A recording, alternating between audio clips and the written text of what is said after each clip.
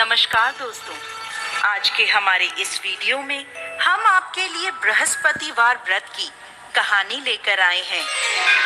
किसी गांव में एक साहूकार रहता था जिसके घर में अन्न, वस्त्र और धन किसी भी चीज की कोई कमी नहीं थी और वह साहूकार बहुत ही दयालु हृदय का था।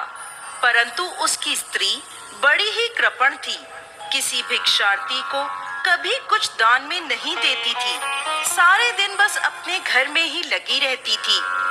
एक बार की बात है, एक समय एक साधु महात्मा बृहस्पतिवार के दिन उसके द्वार पर आए और भिक्षा की याचना करने लगे। स्त्री उस समय घर के आंगन को लीप रही थी। इस कारण साधु महाराज से कहने लगी, महाराज, इस समय तो मैं घर लीप रही हूँ, आपको कुछ नहीं दे सकती, फिर किसी समय आ जाइएगा। साधु ये सुनकर वहां से चले गए। कुछ दिनों पश्चात वही साधु महाराज उसके द्वार पर फिर से आए, उसी तरह भिक्षा मांगने लगे। साहूकारनी उस समय अपने बच्चे को खाना खिला रही थी। कहने लगी, महाराज, मैं क्या करूं? मुझे फुर्सत ही नहीं है, इसलिए आपको भिक्षा नहीं दे सकती। अब साधु महाराज फिर से उसके द्वार से खाली हाथ ही लौट गए। तीसरी बार जब महात्मा उसके द्वार पर आए तो उसने उन्हें उसी तरह से टालना चाहा। कहने लगी, महाराज, मैं क्या करूं?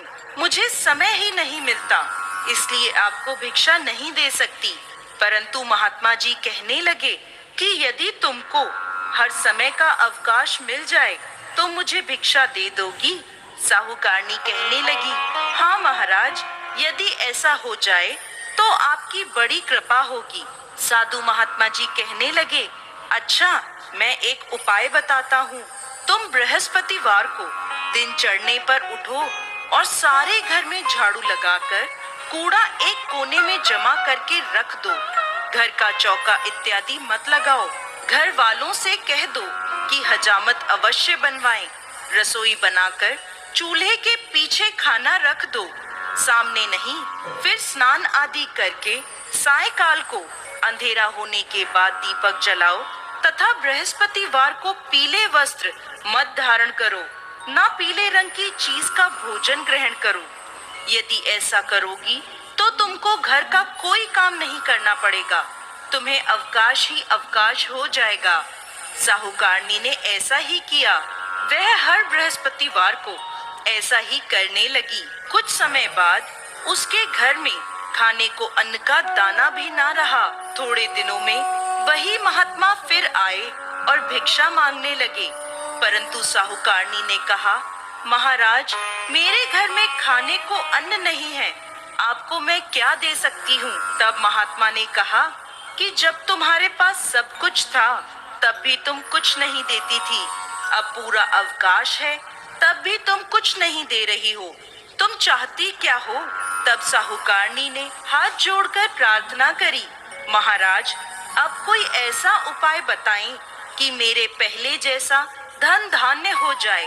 अब मैं प्रतिज्ञा करती हूँ, आप जैसा कहेंगे मैं वैसा ही करूँगी। तब महात्मा जी ने कहा, बृहस्पतिवार को प्रातः काल उठकर स्नान आदि से निवृत्त होकर घर को गाय के गोबर से लीपो तथा घर के पुरुष हजामत ना बनवाएं। भूखों को अन्न जल देती रहा करो। ठीक सायंकाल दीपक जलाया करो। यदि ऐसा करोगी तो तुम्हारी सभी मनोकामनाएं भगवान बृहस्पति पूरी करेंगे। साहूकारनी ने ऐसा ही किया और उसके घर में धन धान्य वैसा ही हो गया जैसा पहले था। इस प्रकार भगवान बृहस्पति की कृपा से अनेक प्रकार के सुखों को भोग कर वो दीर्घ काल तक जीवित रही। तो दोस्तों, कैसी लगी आपको आज की हमारी बृहस्पतिवार व्रत की ये कहानी?